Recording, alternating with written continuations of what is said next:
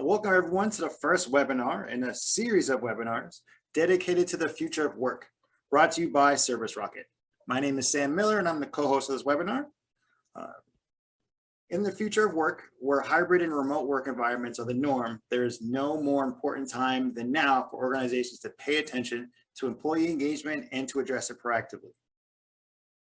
For this is just to give you an idea of what we're going to cover in this webinar. First thing is we're going to define what employee engagement is.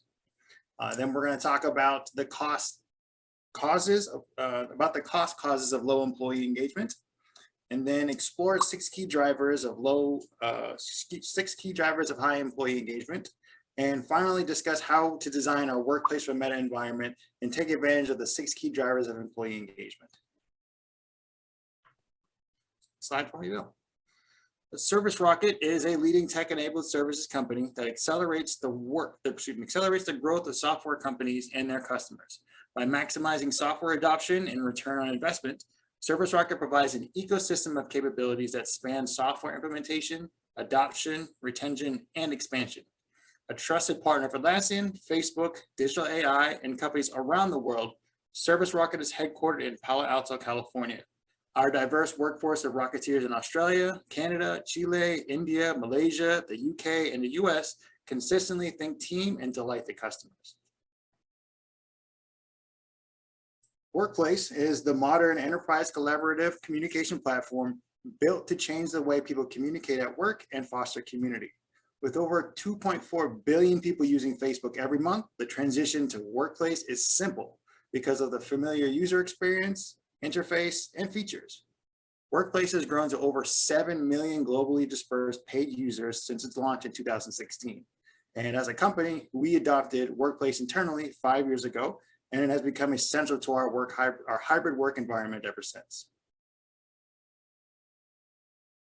And this is our host, Bill.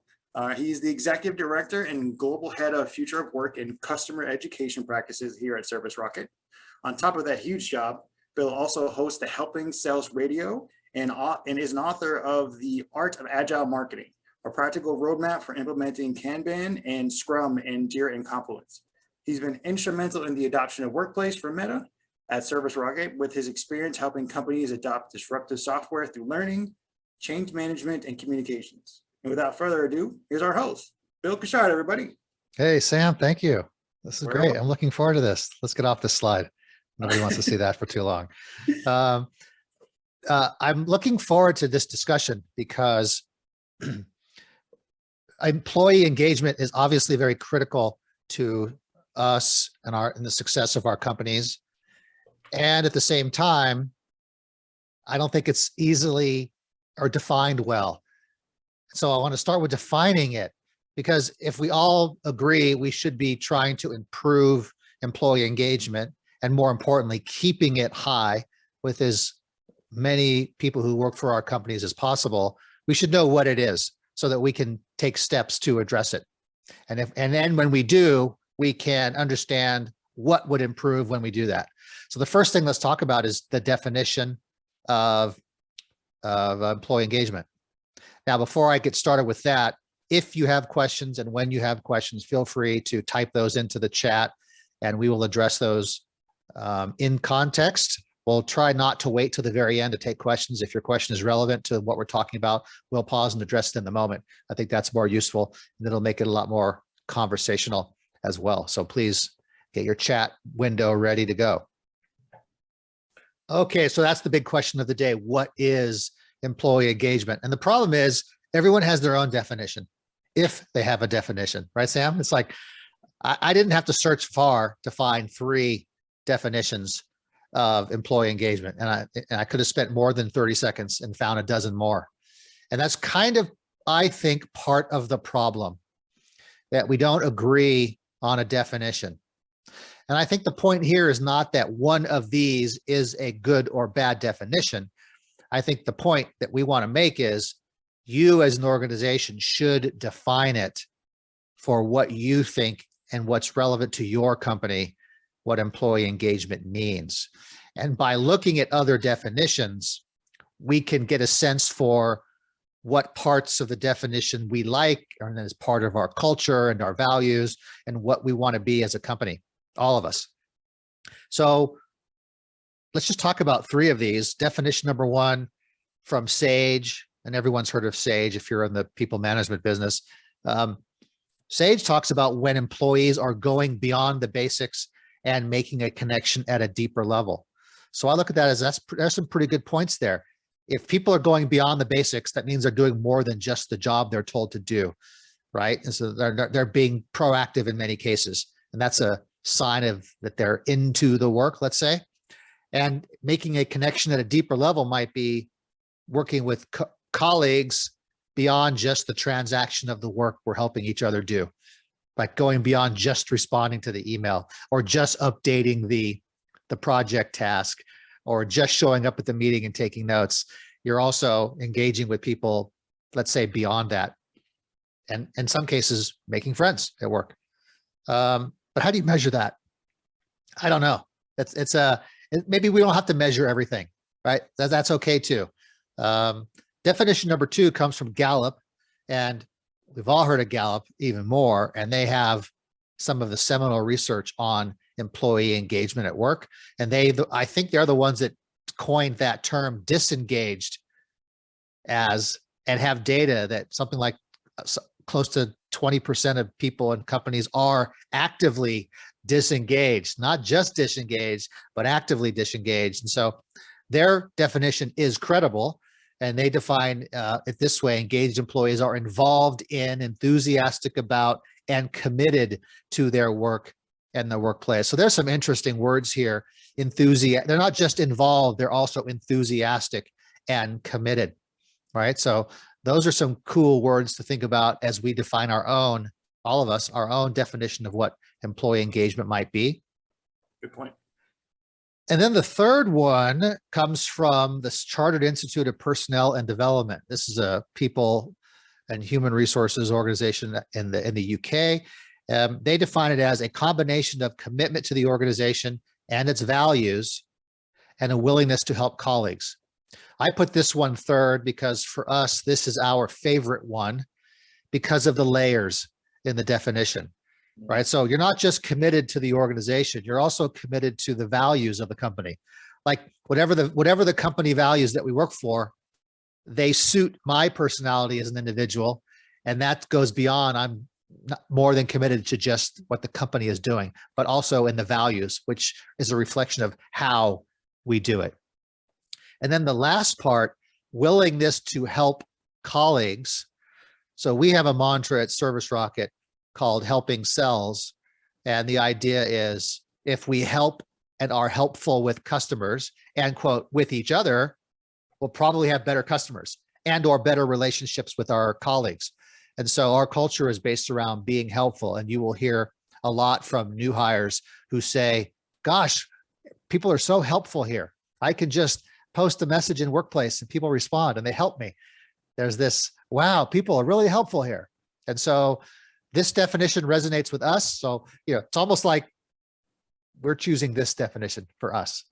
Yeah. I remember when I first started at ServiceRocket a little bit over a year ago, there were so many different businesses, so many different colors. I asked and I got like 6 responses in one question. It was fantastic. It made me feel like other people had my back. That's interesting that you use that phrase. Did you think to yourself, wow, these people are helpful? Or did you think, wow, they have my back? Just curious. Had my back because it wasn't like, it was quick. That was the best part about it. It was really responsive. And I assume you were doing those questions in Workplace and you were getting comments on all your posts, right? 100% in Workplace. Because that was the only way I could talk to anybody. Everyone else is around the world. I'm in That's great. That's great, Sam. Thanks for chiming in on that. That's really good. So if I could then put a stake in the ground for us as an organization and say, this is what we consider the definition of employee engagement.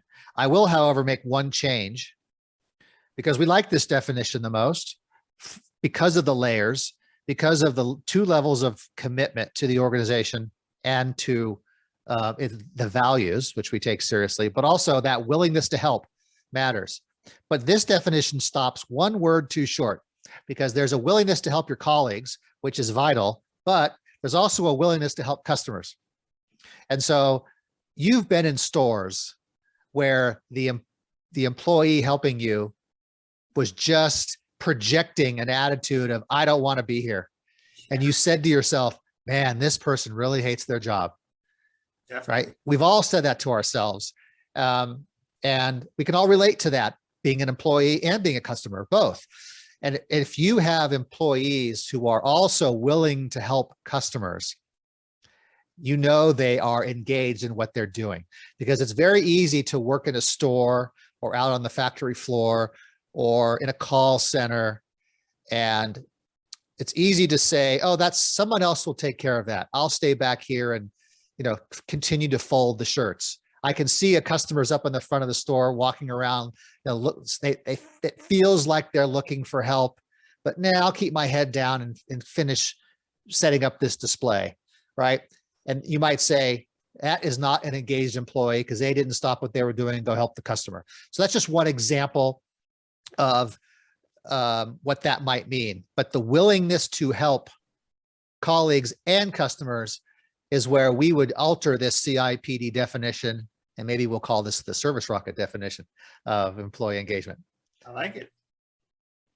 We can't exactly steal the whole definition from CIPD, but we'll say we added to their definition. Nobody's checking. It's okay. That's right. Someone is someone on the webinar now from CIPD? Oh boy, you could message me afterwards. But this is a really good definition. And now the point is, we noticed how I said we like this definition as a company. And so we as a culture sort of know how to measure and monitor that. And that we're not going to spend time on that topic, how to measure this in this topic, although we do have a blog about it, which we can link to for people who ask.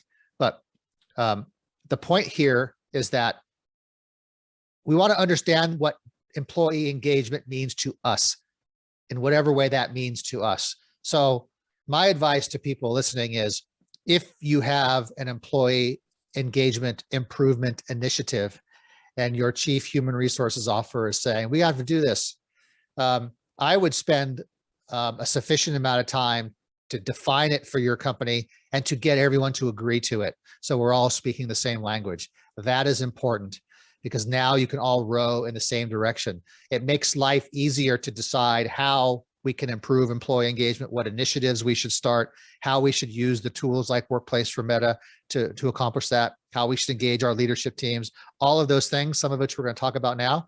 But if you know what your definition is and your entire team is bought into it, everything else is a little bit easier for implementing solutions. Makes sense. Okay, so now that we've defined employee engagement, or at least talked about why we should define it, let's talk about the costs and, of course, the causes of low employee engagement. And I'm going to share some stats here, which are probably familiar to everyone on this webinar, right? We all know the stats about disengaged employees or companies that have low engagement. It costs a lot of money. I don't need to read every one of these. People quit, right? We all know the stat about people don't quit the job. They quit their boss.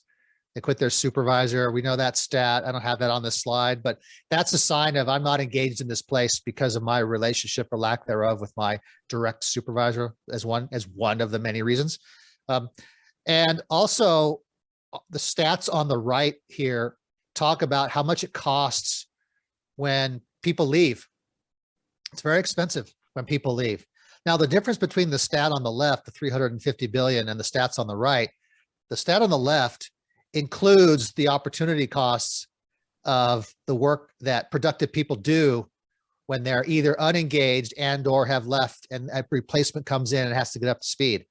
That kind of expenses are estimated, but directionally correct, and they are vastly larger than the cost it takes for us to recruit and find and hire another person to replace a person, right? That's what's complicated about these stats, right? There are direct costs of doing the work it takes to replace somebody. There are the indirect costs of all the related activity that has to occur. And then there's the opportunity costs for the things we couldn't accomplish because someone is leaving and a new person is coming in. sometime in the future, right? So it's pretty terrifying, actually, and especially in a almost post-COVID world, in the great resignation and the great reset and people leaving, the fear we have of losing half the people in our company and not knowing how to respond to customers when they call for help on the phone call the next day. Because let's say Sally just left, and that was Sally's account, you might say. Those frontline associates are very integral to the operations of any type of business, and you got to make sure they're happy so keep your customers happy. I mean, we're all feeling it, right, Sam? We're going into stores, we're going into restaurants that are understaffed and the lines are longer. I mean, not to get too personal, but you go to the drive-through at the Burger King or the In-N-Out and the line is all the way down the street. And one function of that is fewer people in many of these places. That's a sample size of one, so don't quote me on just because it happened to me once. Okay. There's lots of reasons for why people are disengaged too. Let's talk about this. And here are just some of the reasons, and not all reasons might apply to all organizations. Some might be more acute in your organization for reasons specific to your industry and the way you run your business.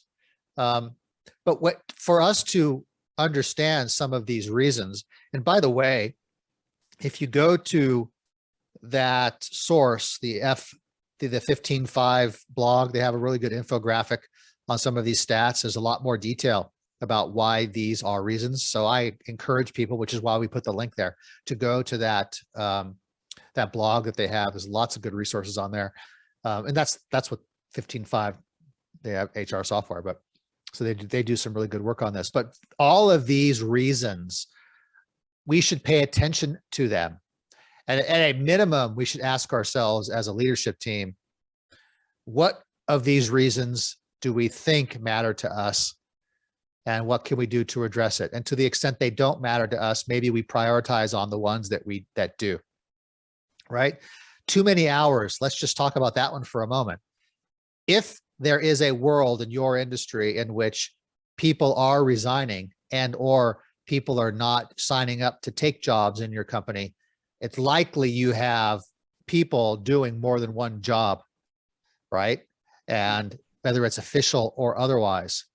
And you may have asked people to fill in for others temporarily, and temporarily easily becomes 9 months if you're not paying attention to it. And temporarily becomes a person who starts to burn out very quickly, right? Because for the first 3 months or 3 weeks, doing more than one job is exciting. And then it becomes very difficult to keep up. And it's not just see, here's the layers of this kind of a stat. It's not just that I might have to work more hours and maybe spend less time with friends and family at home, or just in leisure activity, or just resting, or just sleeping in 1 more hour at home, or whatever it is we do, when we're not working. There's that level of stress. But the other layer is, if I'm at work feeling like I'm doing 2 jobs and not able to do my job, there's a level of guilt you might feel for not delivering to other people in your company. That adds to your anxiety. And so we don't quantify that. Yeah. And, we don't talk about that issue enough. And that's really not the point of this webinar, but what you want to think about is, if we are sensing people in our organization are working too many hours, that's something to look into and find out what are the layers of disengagement that might arise with all the different ways that's affecting people in a negative way. Especially before it's too late, when they completely checked off and now you have to fill 2 positions. That's such a smart comment. And you can't wait for the employee. Once you wait for the employee to say, you know what, I'm quitting my job, I have another job. And then you say, please stay, it's too late, right? Because they have, like you said, too late. They have been thinking about this for 6 months. They have been serious about it for 3. They made the decision a month ago, and now the sort of interaction happens and it's too late, right? And so, yeah, that's a big deal. So look, we talked about one of these issues. There are many others, but you could imagine as a leadership team, you could go through that similar exercise with each of the different reasons we might have employees who are not engaged, and work through possible reasons why, and then think about how we might discover what the real reasons are for us. And then we can figure out what to do to address it, which is what we're going to talk about now. We're going to get into what can we do to address this. And before we can address it with specific strategies, and in using Workplace from Meta, which we'll talk about, it's important to know what employees want. So there's 2 Google searches you could do. You could do what do employees want and do some research on that. And then you can do what do high performers want? And you will get 2 kinds of lists, and there's lots of overlap, sure, but there are also 2 kinds of lists. So in this case, we're going to talk about what employees, broader, but everybody in our organizations want. And there's lots of reasons. And I'm going to, in the center, the first ring in the middle, are more in line with the bottom layer, the foundation layer of, let's say, the Maslow's hierarchy of needs. These are the basics, right? I want a steady job. I want a decent paycheck. I want to have a house with a roof over my head and pay my bills. I want to be able to have an hour to take my kids to school on the way to work, like all the normal things I need, and medical insurance to take care of that. Once I have that, I can now think about other things like, you know what, I want to get promoted soon, or I want to do more interesting work. I see people talking about this project in one of the workplace groups, and I want to participate in that. I want to help. And you might go in and start commenting on things. And we'll talk about commenting in a bit. Then you start to look at, oh, I want some flexibility in my work. It's a hybrid world, right? We worked at home for a while, and now we're back in the office, and I kind of want to maybe work at home some of that time. I want to skip that commute once or twice a week, or maybe every single day, right? And so if we think about what our people want, and a lot of organizations do a nice job of asking employees what they want and doing surveys and using some level of empirical data to discover this. So you can do this. Many of you already do this. You could start with simple polls in workplace posts and ask people. And you can supplement that with more rigorous surveying with employees, right? But to know what you want now, you can say, oh, our people seem to want these things. And we don't all want all the same thing, right? A software engineer in Silicon Valley probably expects and wants something different than, I don't know, a nurse in Chicago. The jobs are different, the regions are different, the cultures are different. Go ahead, Sam. Wants free chips, snacks, candy, foosball tables, right? I mean, arm's reach. Correct, right? And that certainly might not be an expectation for a company who in Miami or Paris, right, or Singapore. So it's not as simple as saying this on this slide is what people want. There are variations of this, and you all know that intuitively. And so the discipline here is to not just assume that this is the list of things that people want, although in research it shows that. What you want to dig one step further is to say, okay, what does this mean for our company? What do people who work here prioritize and what they want?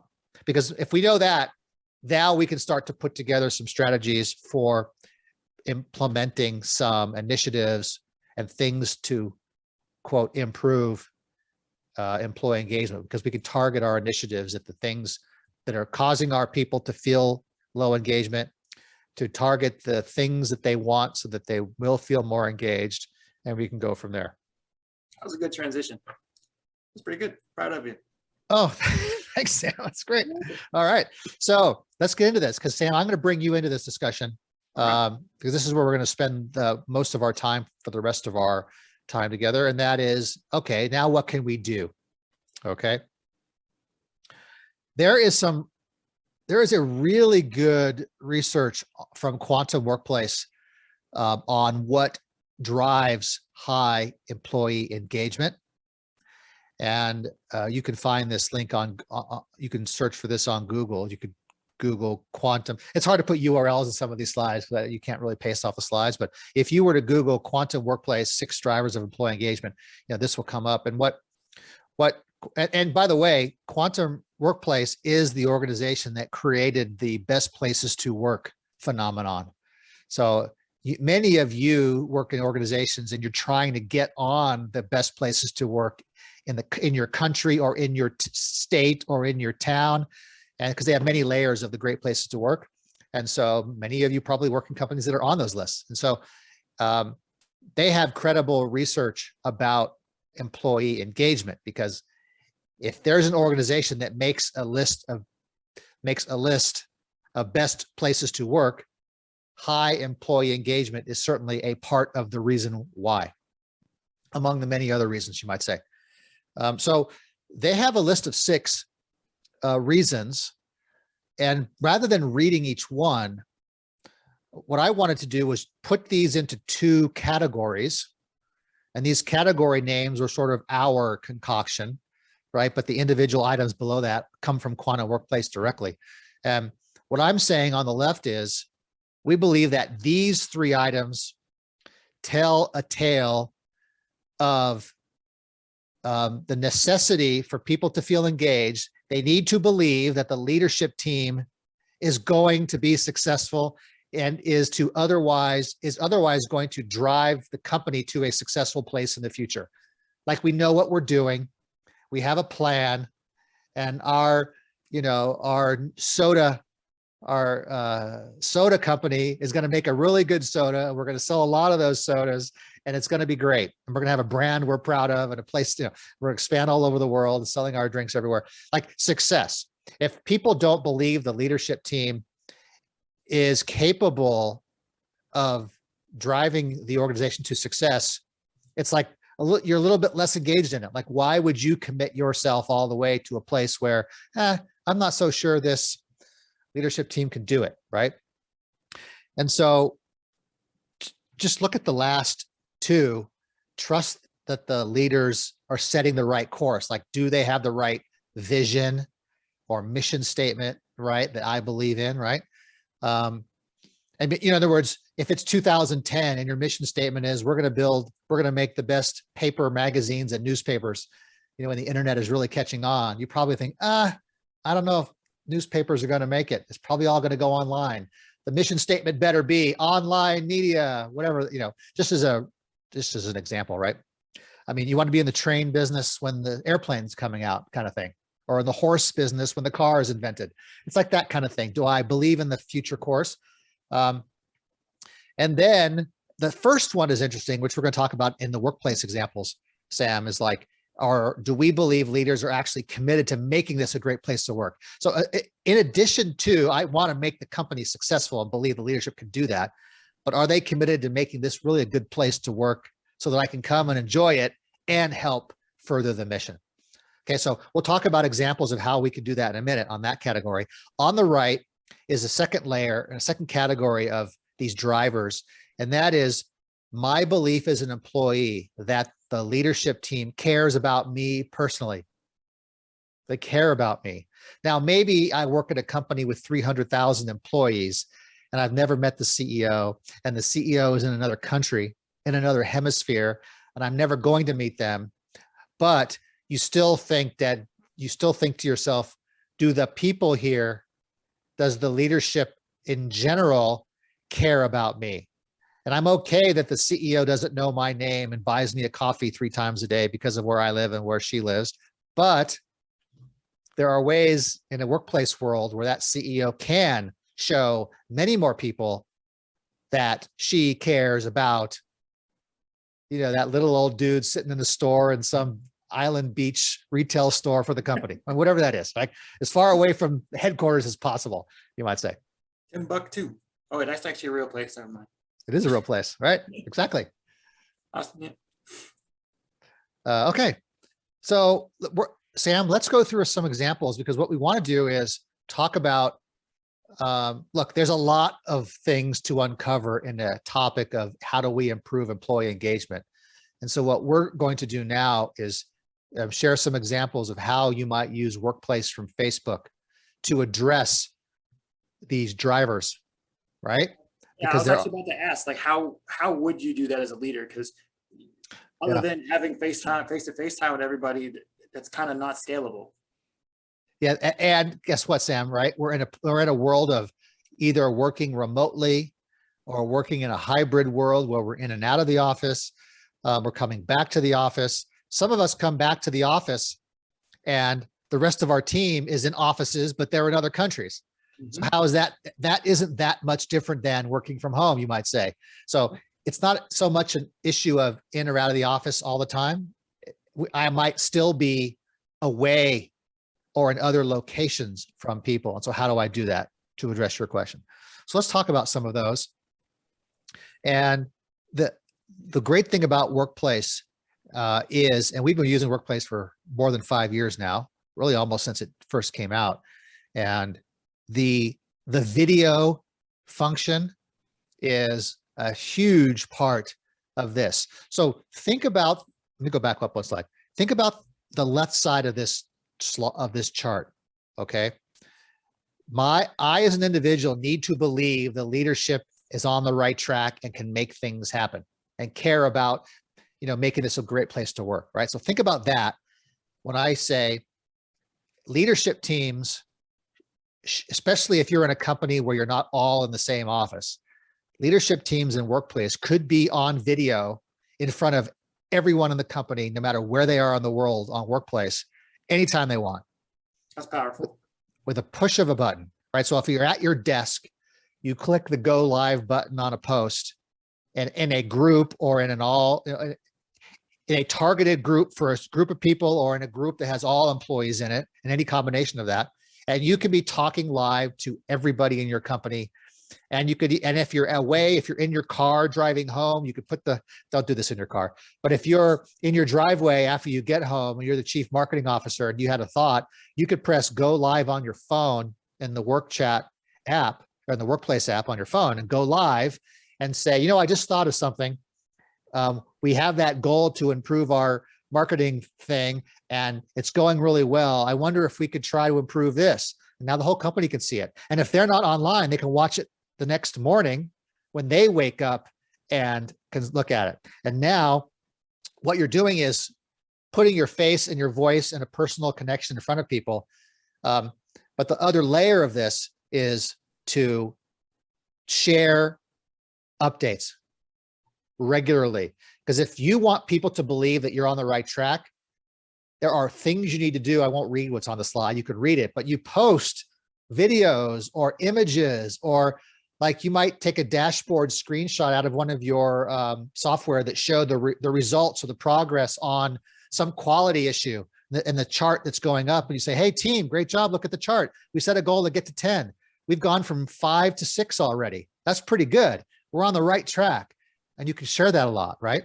And one thing also to add to that is when you are posting live or you're doing a live video, people can comment and ask you questions while you're talking, and then you can respond right then and there. That's right. I do that all the time. Yeah, we'll show an example of how our CEO, Rob, does that. And then the last thing I'll say, and this is a personal mission of mine, right? It's the example sort of at the bottom, the photos. And really, it's more about the customer thing. If we are visiting customers and we have our mobile phone and okay, this might be in a post-COVID world, right? But some of us in the world, we still are visiting customers.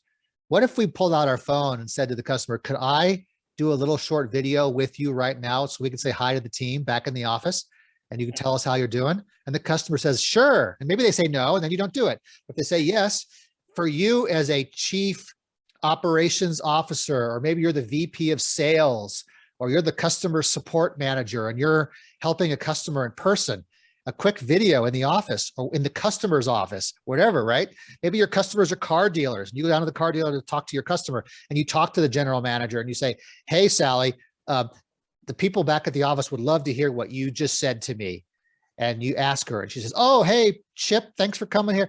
Your team is awesome. They responded to me and they fixed that thing. And now that's broadcast back to the office where everyone in your company or everyone on your team, depending on how you do it, can see the interactions and the success we're having on our mission because of the way we talk to customers, right? So let's not forget that we can pull our customer activity into this and share it with people in the company who don't interact with customers? What if you work in a retail store and you pulled out your workplace phone and you talk to a customer who just bought a pair of pants and they love them and they got a discount or whatever it is, and you sent that back to the home office with a video interviewing the customer? And maybe there are, you have policies and rules in place about doing that, and there's permission and things.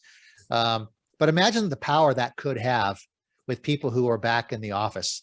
The office workers don't have customer contact like the people out on the floor or in the store, right? Or in the truck, right, et cetera. So, Sam? It's definitely powerful, especially when you put a face to it, to a customer that really makes remind you that the work you're doing is for someone specifically, not just for a random person that exists out somewhere. And you know what I think, just as a side note, I mean, a lot of people on a webinar like this are going to be in an HR capacity or in an internal communications job, right? And your job is not necessarily customer facing. But I'll tell you what, when people in companies use customer names in meetings, that is powerful stuff. I admire people in our company who say, chime in a meeting. Hey, you know what Sally told me from this company? She said, right? Whatever it is. And so that kind of brings the concept, whatever the topic you're talking about in meetings, alive. And so so if I'm in an HR role and I saw a video of our sales team talking to a customer and the video came into workplace and I said, oh, that's a video of Joe from some company. I might did you all see that interview with Joe? Joe, the customer, said, we should do more of that, whatever. And so there's a power to bring customers back into the office.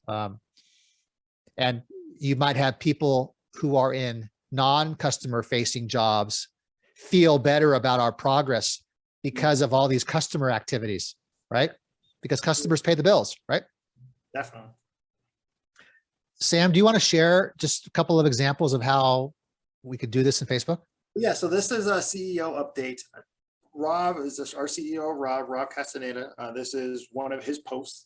I believe it's either bi-weekly or monthly, where he just comes and talks to us. He jumps on Workplace, does a live video. It's scheduled, so it's not 100% impromptu, but he has a couple topics that he wants to talk about, give us an update on where things are going, new initiatives that come out, or it's really just to build a relationship between him and all of his employees. And I've never worked for a company before that had something like this. I've worked for bigger tech companies and smaller tech companies, and this is the first time I feel like I actually have a relationship with the CEO.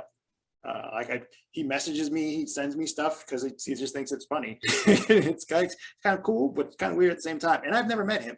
Rob, I live in Boston. Rob's in California, so the fact that this window of conversation is open is great. And he talks about a lot of different types of subjects. And Bill, do you remember? You think of any what other types of things he talks about in the CEO updates? Well, I'll say this: these are intentionally informal. Also, yeah, right. When C-suites get together and want to do, live broadcasts, if we go back 5 or 10 years, it's a gigantic production of audio, visual equipment and studios and microphones and stages, right? In a workplace from Meta World, right? Rob can put his phone on a stand on the desk in front of him. A CEO can do that. In this case, you'll notice Rob is using the portal from Facebook because that integrates with Workplace as well. And the video quality is really good on these, and the camera can follow you around if he's walking around the office a little bit. But they're informal. And notice the timestamp. This is a 9-minute video, right? So this is you might say, an end of the week update. I don't know what June 18 was. He often did these on Friday afternoons, and so they're informal. And you can also have formal meetings. So this is an example, like Sam, to answer your question directly. A lot of these are things that are on my mind, updates. Yep. Right.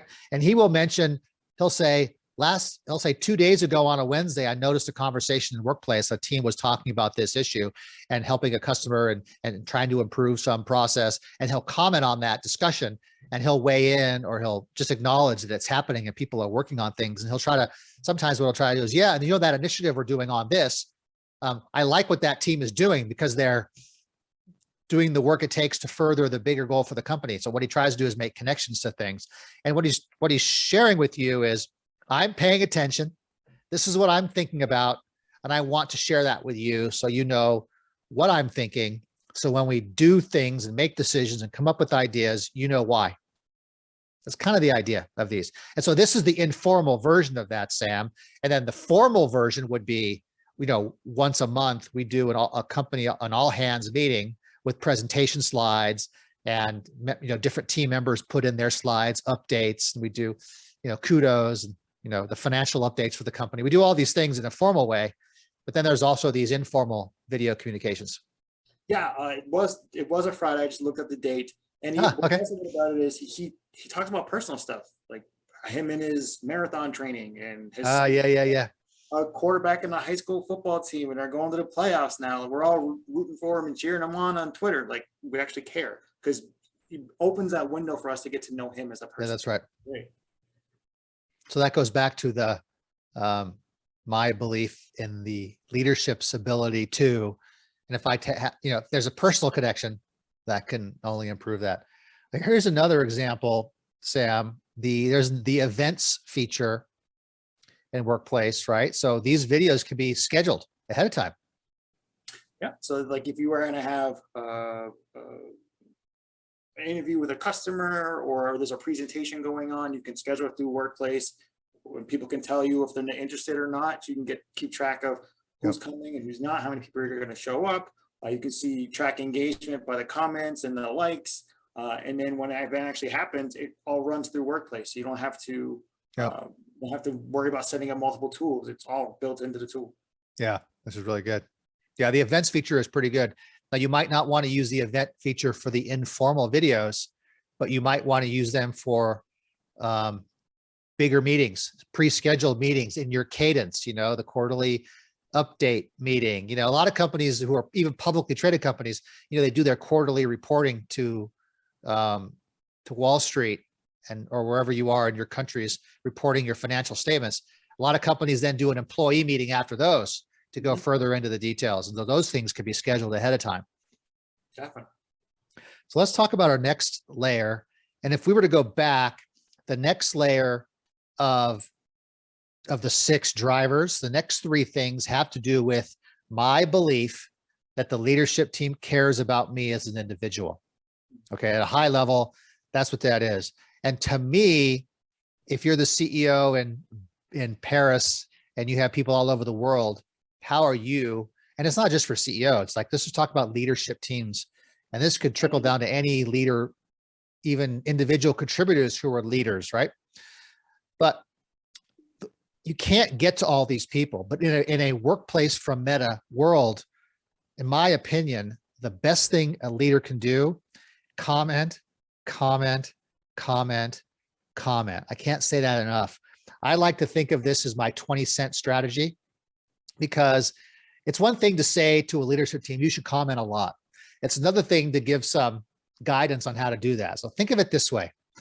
I think every single day, if you're a leader in your company, you should find 10 posts every single day and make 10 comments, 1 comment on each post.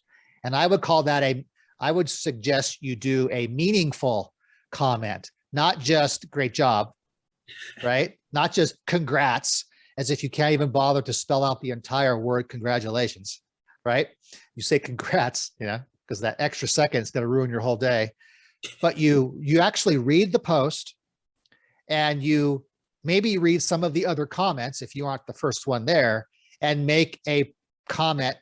That comment alone, if it's meaningful, signals to the person, oh my gosh, wow, the chief product officer is paying attention to me. The COO is paying attention. Oh, the CEO noticed, right? And if you were to, go ahead, Sam.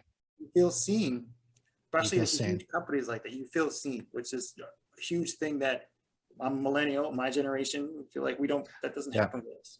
Or anybody, any generation actually, because it's just hierarchy and everyone's just dispersed.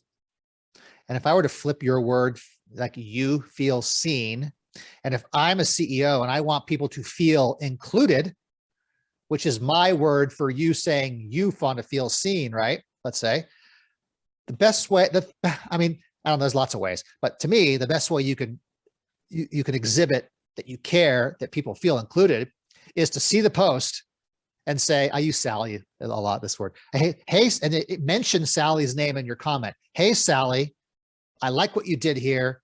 You know, but you might ask a question. Did you consider this? Or whatever the context is, make a comment. But even adding the simple mentioning the name so that the notification is sent to Sally and prioritize over the other notifications of just it being a comment on her post says, oh my gosh, the CEO noticed, let's say. And if you ask a question as an executive too, you open the door for someone to feel included because you're asking them, and now they can say, oh, they asked me, so I feel okay to give an answer, right? Yeah. That little detail matters, right? You can't be the CEO that's yelling at everybody, how come you people aren't giving me answers? And everyone's sitting there going, well, obviously you're just going to yell at us. Why would I? Like, that's insane. Don't you see it? It's right in front of you. Of course, we're not going to give you an answer. You're screaming. Why don't you give us answers? So look, I call this the 20-cent strategy for helping people to feel a little more included, a little more engaged, because every single day you look at 10 posts and you make a meaningful comment on each of 10 posts. That's something you could have a little checklist on a sticky note at your desk and just spend 15 minutes a day. And maybe it takes a half an hour, but I mean, if you schedule a lot of other things into your day, this could just be another thing you schedule during the day. So I think we'll coin a new term, Sam, the 20-cent strategy. Print it. You need a copyright or something. One more example I'm going to ask you to walk through as an application of this 20-cent strategy that happened at ServiceRocket not long ago. Yeah, so this is Gretchen's post. She's just got promoted to director of product marketing. Way to go, Gretchen. Yeah, congrats. She was looking to get some help on the naming convention, a name for one of our products to connect it for Salesforce and Jira. So she posted in one of our apps groups, and then she also used a tool for polls, which is a great tool that actually comes with Workplace. You get it right from the get-go, where you can ask questions and then ask, these are the names that she came up or that the team came up with potentially for the app, and then people could vote. And whichever one people voted on the most is the one we went with. But it actually, not only was it getting crowdsourced information from people, some people were in Kuala Lumpur, some people were in Chile, in Pittsburgh, in Boston. If you go to the next slide, it actually kicked off on a conversation. So this is one of the first 2 or 3 comments that came from Gretchen's poll, but it came from the Chief Customer Officer, Peter Marquez. And not only did he help give his input on the situation, he actually made a recommendation on how we can create a naming convention for all the apps. And this happened naturally on I think it was like a Tuesday, and it took all of, I don't know, 20, 30 minutes. And that was a huge initiative, not huge initiative, but it was a big push that we still use today. And I think this was in June of this, so 6 months ago. And what you can't see is there you go. There's 23 comments just from that first one. And then it was seen by 44 people. Like it became a life of its own, and people really latched onto it, and there's real value, and a decision was made much quicker than if everyone was trying to get into a room and brainstorming names, and it just makes things more efficient. Yep. I think this is a great example, right? The Chief Customer Officer was paying enough attention to acknowledge that someone on the team was, seeking help for a project. And created alignment in real time. Correct.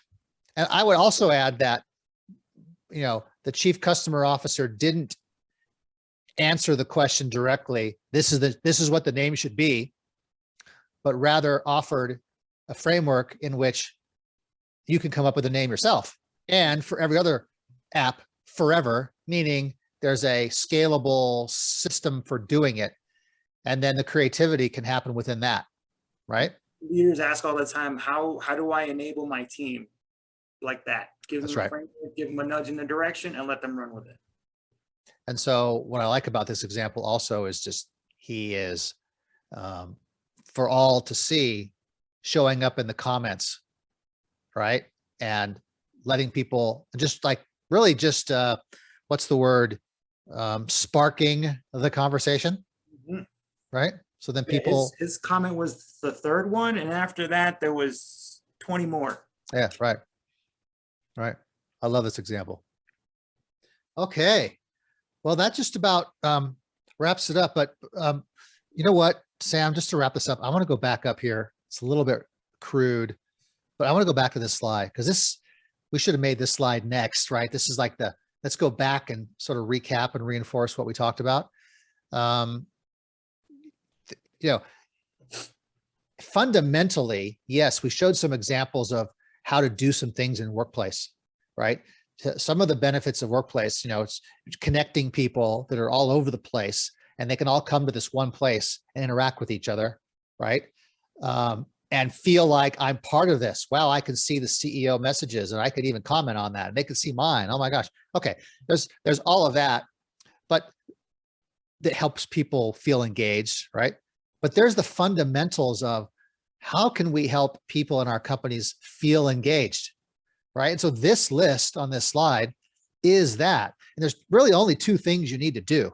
There is the get people to believe that you as a leadership team are on the right track and can steer this ship, in the right direction, right? If we want to sail to Hawaii, I trust the captain's going to get us to Hawaii, right? I mean, that's sort of fundamental. But also, I should believe that as individuals, that managers, that leaders care about me as a person. There's probably an unlimited ways that those two actions, let's say, can be manifested or implemented. But if we understand what people are really after, is that I believe this company is going somewhere that where I want to go, and they care about me as a person, it simplifies everything, right? Mm-hmm. So I can communicate better with video on Workplace and with the right kind of posts and bring teams together and broadcast our live meetings, our team meetings. There's all kinds of things you can do. And then there's the interacting with the posts of others. Like, I see you, Sally. I care about you enough to read your post and ask you a question and tell me more. And the value of that is gigantic. Wouldn't you say, Sam? 100%. Especially like for companies that are that have a lot of frontline employees, like in manufacturing or retail, where there's a big separation from their brand representative and the customers to home office. Having initiatives post on that, and then having frontline employees make comments that makes them feel seen, feel heard. Yep. Very good. I think with 5 minutes left to go, I think we should wrap this up. Yeah. I just want to remind people and shout out to our next webinar. We're going to be doing this once a month. Our next webinar is going to be about managing hybrid workplaces. Our point of view is that the hybrid workplace is here to stay.